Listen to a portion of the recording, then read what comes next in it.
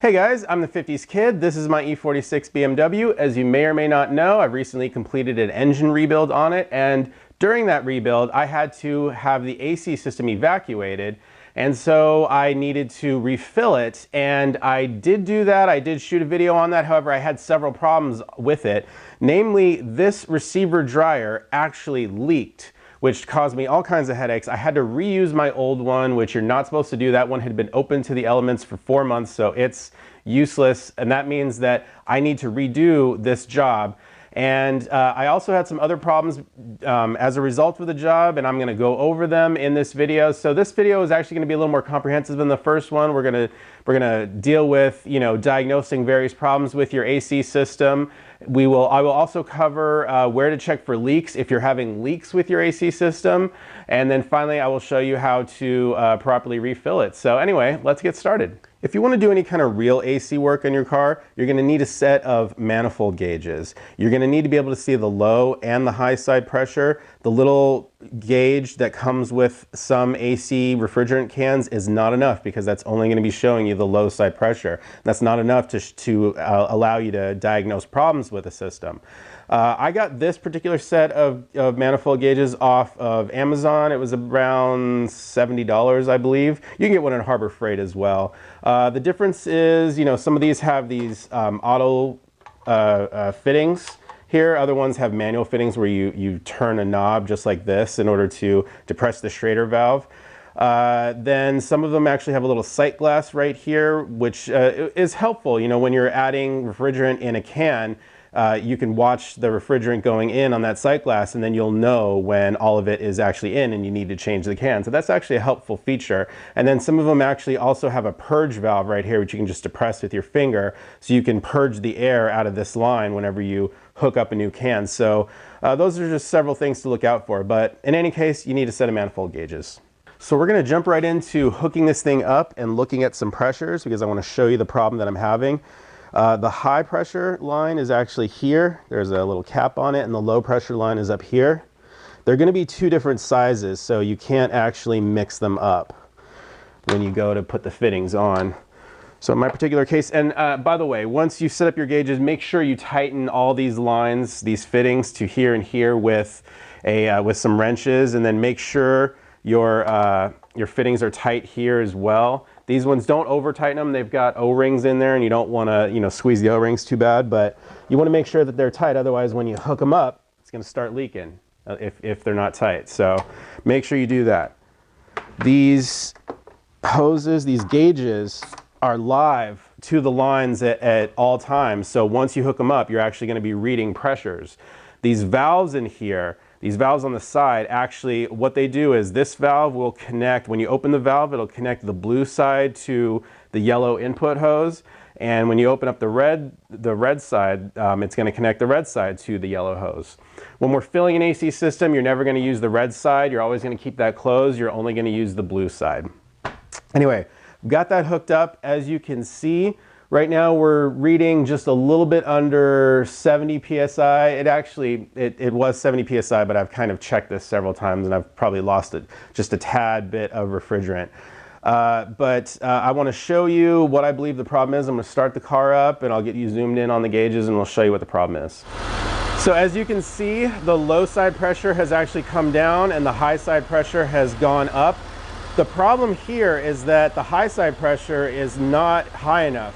And it wasn't high. This is what it looked like about 2 months ago when I first refilled this system. And the high side pressure never got over 150. I would expect it to be between 150 and 200, depending on how hot it is.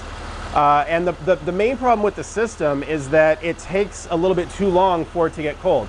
It is functioning. It does eventually get cold, but it takes a little too long to get there. And there are two possible causes for this. Number one, the system could be underfilled, but I assure you, I did put the proper amount of refrigerant. I put 24 ounces into this system. And the reason I know that is because, like I mentioned, this receiver dryer can actually leaked when I first filled up the system. That caused me to have to go and get another full can of refrigerant from Walmart. And so since I did that, I actually measured both of the cans before and after I filled the system, just to make sure that I put in the proper 24 grams, I believe, right? 24 ounces, sorry.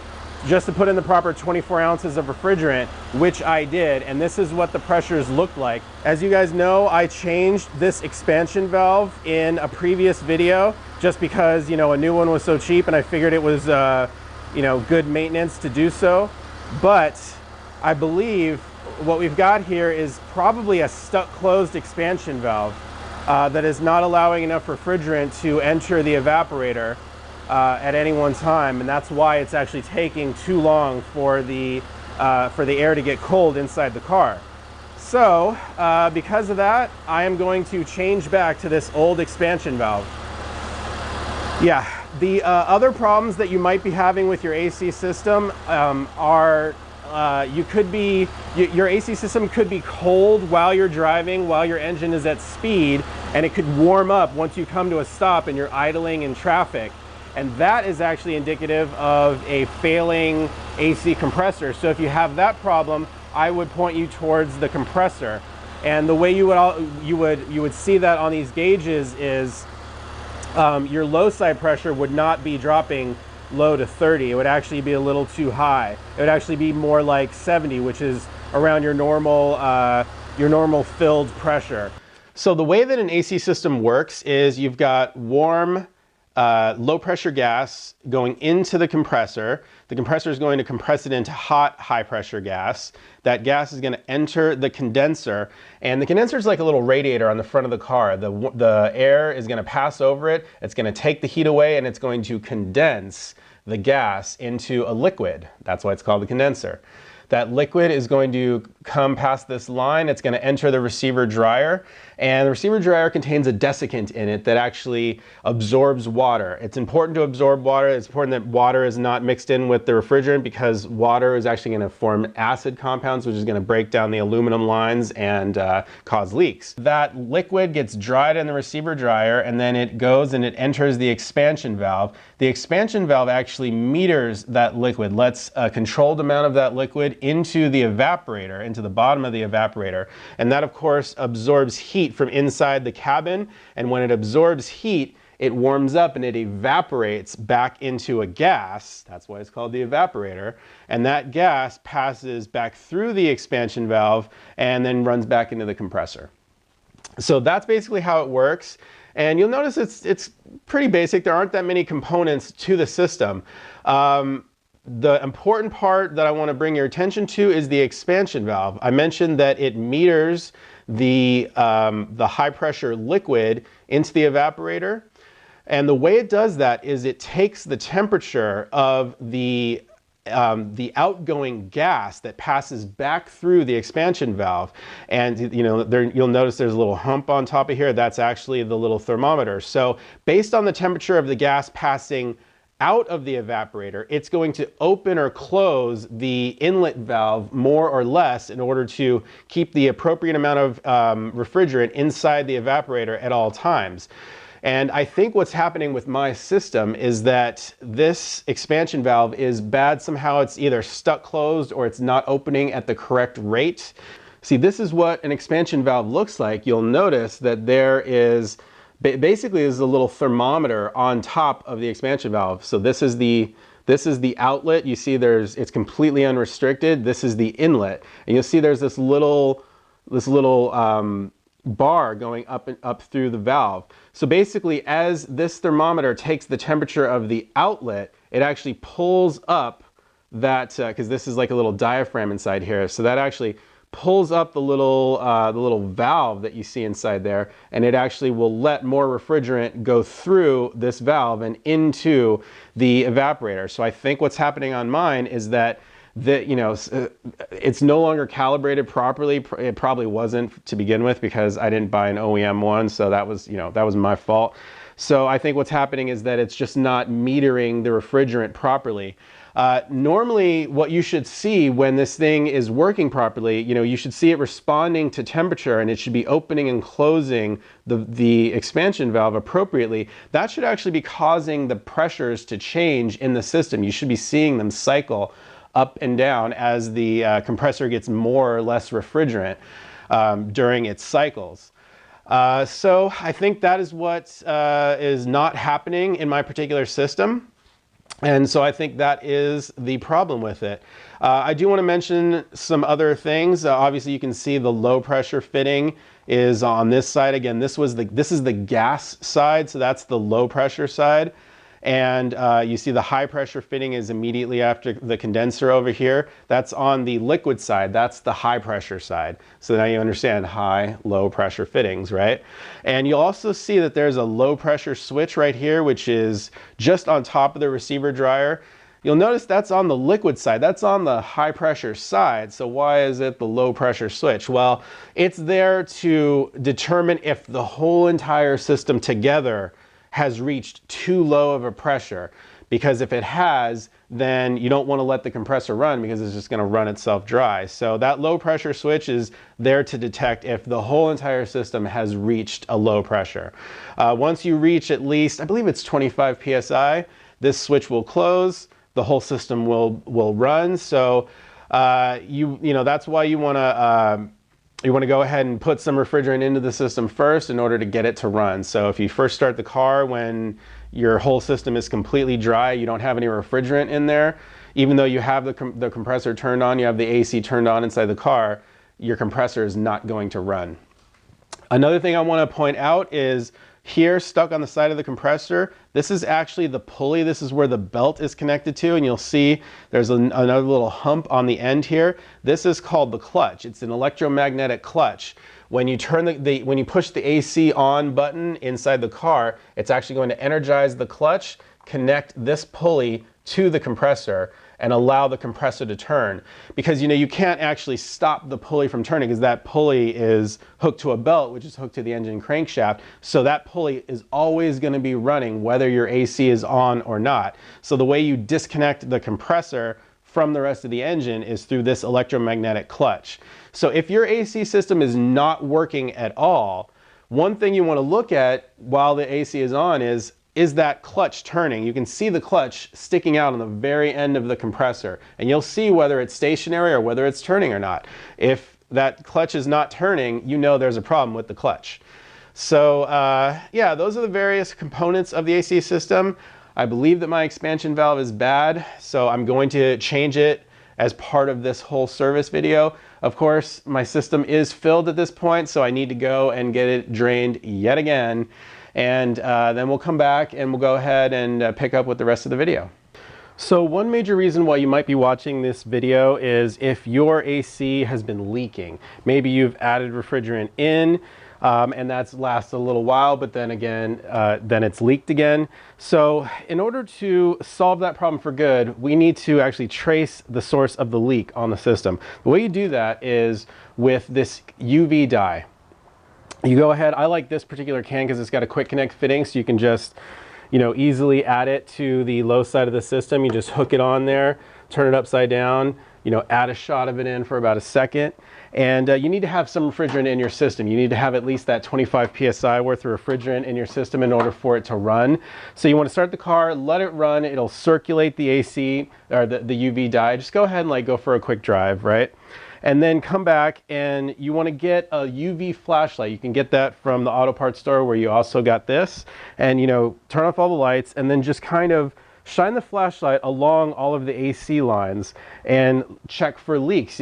They'll show up pretty easily. You want to check all along the compressor for leaks, and you'll also want to check along the front of the AC condenser. So one of the ways that you can make it easier on yourself is you want to go ahead and take off your windshield washer reservoir. There's just a bolt up here that bolts into right there, and then you just kind of pull off the sensor, pull off the line for the motor, and then pull off the actual liquid line. So that actually gives you a little bit better access to your lines. You can see there's a line right down here. That one actually comes from the receiver dryer. You can't see it so good right now because the headlight's covering it. We'll take that off in a minute. But you can see that that's the liquid line that runs over to the expansion valve, which is up by the firewall. And then there's another larger line that comes back from the expansion valve. That's this one right here. Again, I don't know if you can see it very well, but It runs down to the compressor, and then you can see there's another line that's running up from the compressor. This is a rubber line. You can see it's right here.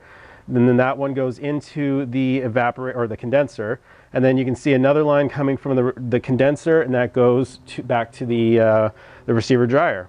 So you just want to check all along those lines, look all along the compressor where the lines go into the compressor, and look for leaks. Basically anywhere where there's an O-ring is probably a source of leak. Although if you live in a really rusty state, or if you've gotten water in your system and the lines have corroded, you just want to check all along the lines as best you can. I'm going to go ahead and take off the front bumper because we need to get at the headlight. There are 2 bolts for the headlight here, then there are 2 more underneath it, and they're hidden by the front bumper. So we'll need to take the front bumper off. I cover the front bumper removal in detail in other videos, so I'll go ahead and link to those.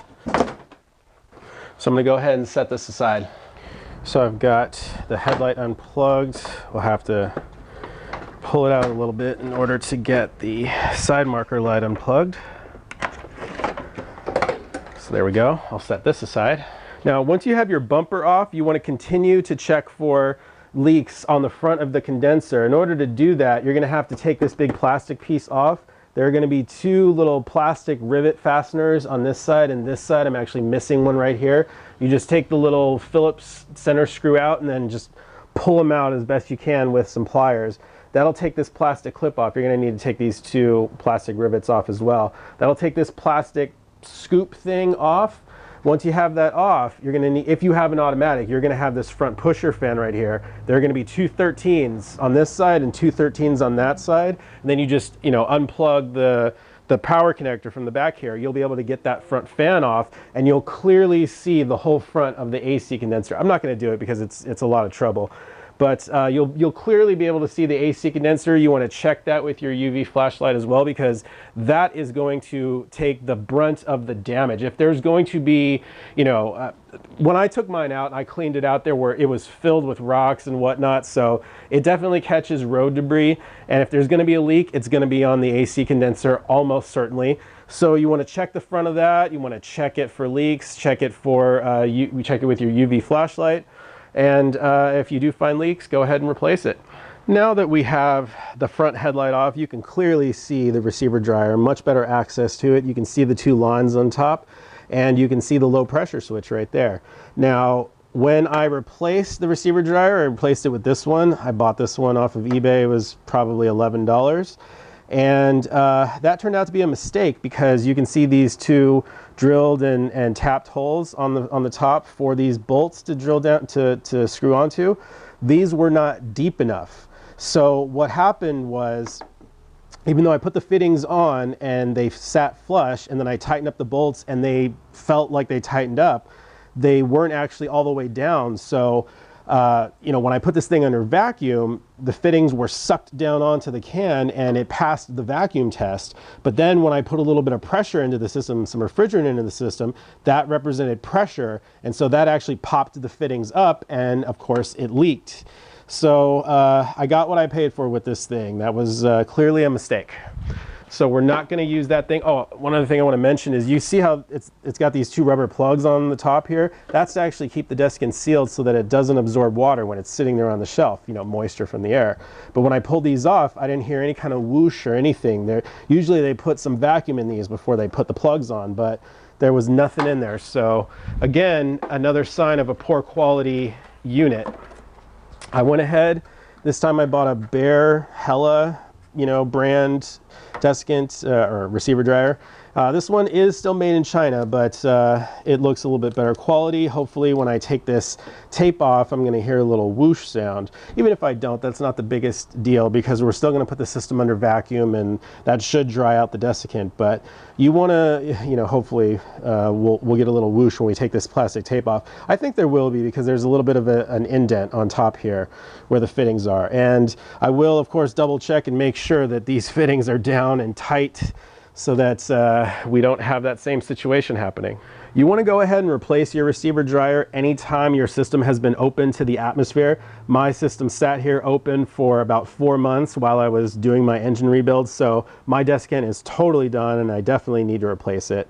If your refrigerant has leaked out, say, you don't know how long it's been that way, you're going to be, you might have been driving around for a long time and your desiccant has completely absorbed, moisture from the atmosphere, and it's going to be done. It's going to be very difficult to dry it out when you put a vacuum on the system. It's going to be difficult to dry out a used receiver dryer, I should say, because that there's going to be oil inside of here after being in part of the system for so long, and I think that oil is coating all of the desiccant. It's just going to make it that much harder to dry it out under vacuum. That's not really the real way you dry out desiccant, by the way. In a laboratory, they heat the desiccant up in an oven, and that drives off all the moisture. Putting it under vacuum just doesn't necessarily mean that you're going to dry out the desiccant completely, which is why you want to do this as the very last step whenever you're doing any kind of AC work. If you're removing the lines and flushing them out, your very last step should be to remove the protection from your receiver dryer,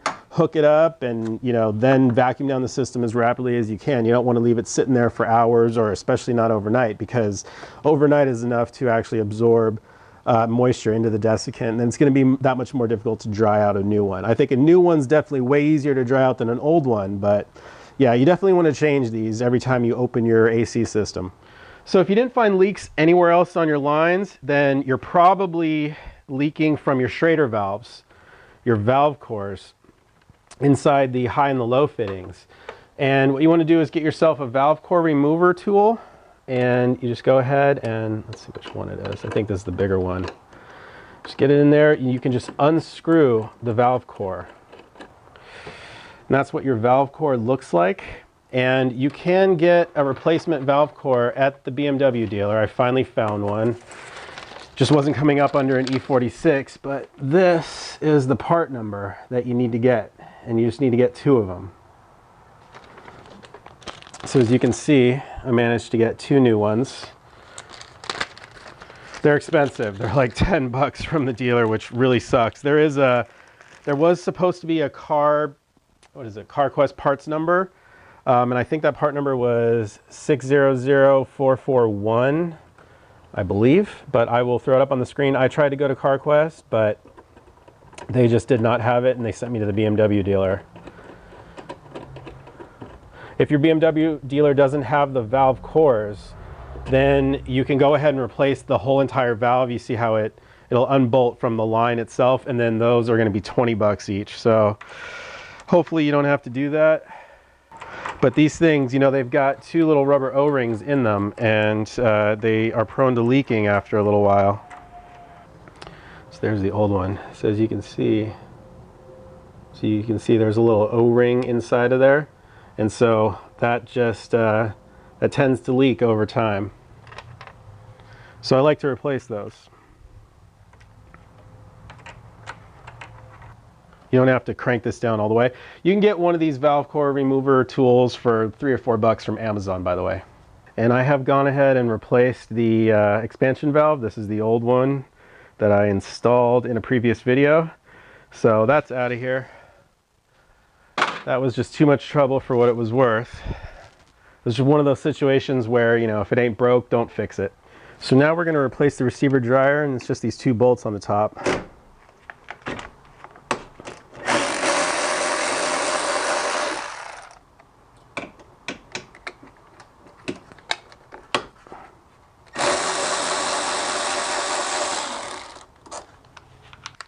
Then you've just got 2 8mm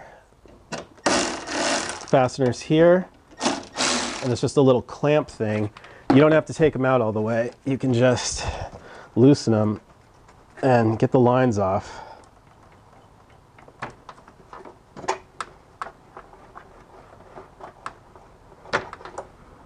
Okay. So there's our old one out of there. So I'm actually not going to try to replace these O-rings because I believe this small one is the wrong size anyway. So let's see if we can hear a little hiss from this. Yeah, okay. I heard a little hiss. That's a good thing. So let's see which way. I think it goes this way.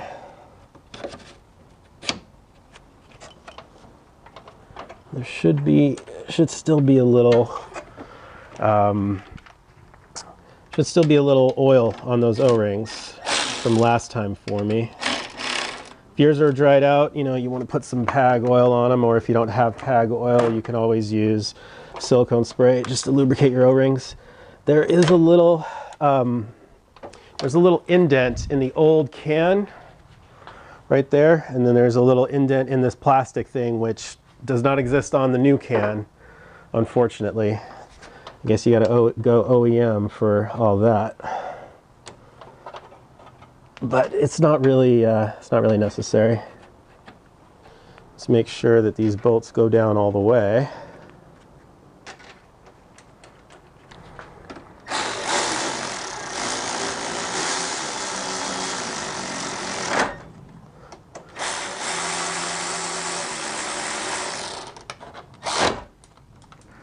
I think they are good.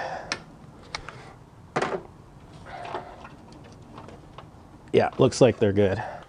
I lost one of my little bolts here. So I'm not gonna make that too tight because again, there's that little nub that went into that little indent, and that's just pressing on the side of the can. And then my other bolt here. There, should be good. So we'll get the manifold gauges set back up. Make sure your hoses are, you know, out of the way of the fan blades down here for when you turn the car on. I'm gonna need my vacuum pump. Nice crusty old vacuum pump. Your yellow hose. It's possible for your yellow hose to actually be on the wrong way. And the way you're gonna know is when you put the wrong end on to your vacuum pump, even though it's tight there, you'll see that the fitting kind of moves a little bit right there. Hopefully you can see that, how it's kind of moving in there. So that's how you know you've got it backwards. So when you got the correct end on there, it won't wiggle around. So now we're gonna go ahead, turn the vacuum on, open up the lines. I'm just gonna let it vacuum down until it's, until it's vacuumed down all the way. I've got about 29 inches right here. I'm gonna stop right here. And I'm gonna let it sit for 5 or 10 minutes. There's no need to vacuum down for an hour and then do a leak test, because if you have a leak, you just wasted an hour. You wanna do your leak test now. Make sure that your needle gauge isn't going back down to 0 over the course of 5 or 10 minutes. That way you know you don't have any leaks. Then you can turn the vacuum back on and vacuum it down for an hour to dry out the desiccant. So I'm gonna wait 5 or 10 minutes. In case anybody's unfamiliar, vacuum is actually measured in inches of mercury from 0 to 30. Vacuum gauges used to use mercury in order to measure the actual vacuum. So you can see that we're on about 29 here. I don't know if you can see. Yeah, we're on about 29 inches of mercury, which is about the best you're gonna get with this kind of vacuum gauge, this kind of vacuum gauge and this kind of vacuum pump here on Earth. You're only gonna get a perfect 30 inches of mercury in outer space. So yeah, I'm just gonna wait and make sure that this needle gauge doesn't go back to the 0. Okay, so it's been about 10 minutes and we are still at 29 inches. So I'm confident that there are no leaks in this system. But again, as I mentioned earlier in the video, we're really not gonna know for sure that we don't have any leaks until we put a little bit of pressure into the system. But it's still good to do this test. Anyway, I'm gonna go ahead and turn the vacuum back on. And then I'm gonna let this pump run for about an hour to vacuum down that desiccant. And you wanna go ahead and open up both sides. It really shouldn't matter, but just make it easier on the system. And of course, make sure all of your lines and fittings are tight, by the way. Okay guys, it's been about an hour. So I'm gonna go ahead and close these lines off. Shut off the pump. Now we can just put that aside because we don't need it anymore. Now, this system takes about 26 ounces of refrigerant. This is a 12-ounce can. I'm gonna use 2 of them, so 24 ounces. That should be good enough. I don't think we need that extra 2 ounces in there. In the rest of the country, you guys are gonna have cans that you have to pierce in order to use them, and you're gonna need one of these adapters. It's actually got a little piercing thing on the bottom. The way you use it is you unwind it, and then you screw it down on the can, then you wind it down to pierce it, then you unwind it to release the contents of the can. But here in California, we have these different style cans that have a little Schrader valve inside, so you need this little $3 adapter in order to use those. And then with these cans, you have to make sure that the adapter is down. Otherwise, when you screw it down on, the contents are going to be released. So just screw that down, and now I'm ready to go. So I'm going to go ahead and get that line on there. And I'm going to open up the can. And I need to purge the air out of this line. So holding it upside down, I'm gonna unscrew the line a little bit until I see it spray out of there, and then I'm gonna stop. It's it's illegal to release coolant into the atmosphere, but there's an exception for purging your lines. So what I'm gonna do now, I'm gonna hold the can upright. I'm gonna open up the low side, just get some pressure in there. The reason I'm doing it this way and not turning the car on first is because I wanna listen for leaks. This is what I did that first time. If I had turned the car on and then opened up my can and added refrigerant, I never would have heard that leak down there at the receiver dryer. So let's go ahead, add some refrigerant in. And you just want to wait until it equalizes, until you don't hear it anymore. So far, so good. I don't hear any leaks. So this is going a whole lot better than my first time around 2 months ago, right after I finished my rebuild. So we're good there. We'll just open that up. So now we want to go ahead and start the car because, of course, we need the compressor running to draw most of the refrigerant into the system. So let me get this situated such that it's not going to fall. I think probably the best way is just to set it on the ground here. And we'll get the garage door open and get the car turned on. Okay, so we're just going to add our refrigerant in. I'm actually going to turn it upside down and then right side up as I'm doing this. Yeah, it's actually okay to do it this way because you notice we have like a 5-foot length of yellow hose and a 5-foot length of blue hose. You actually have plenty of, you're giving that liquid refrigerant plenty of time to actually evaporate before it actually reaches the compressor.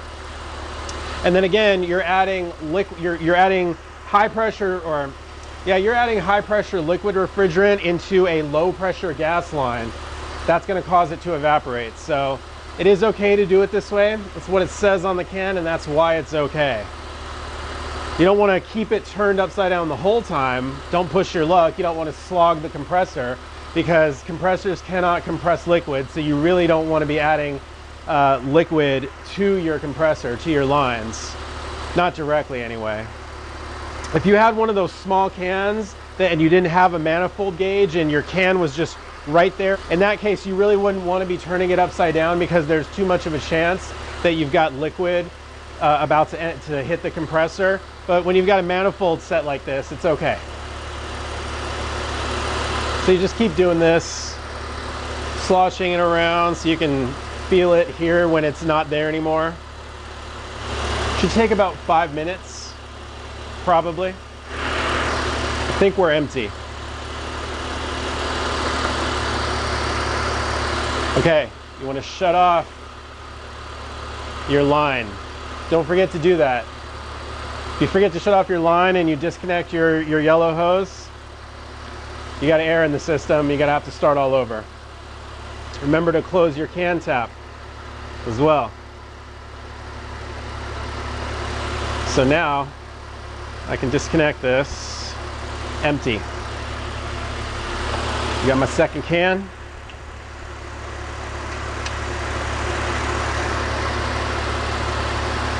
Spin that on. We're going to open the can tap, and remember we have to purge the line again.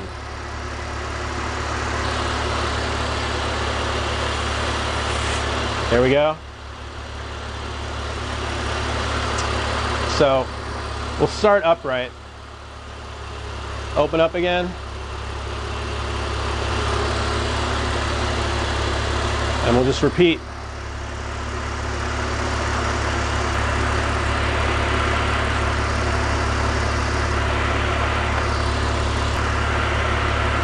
I think I hear a hiss, a little hiss in here. Sometimes these things go bad after a while. I'm hoping that's not what I hear. I'm hoping it's just the contents of the can. Yeah, I don't hear the hiss anymore. I think it was just the can. I should have gloves on. I think that's it.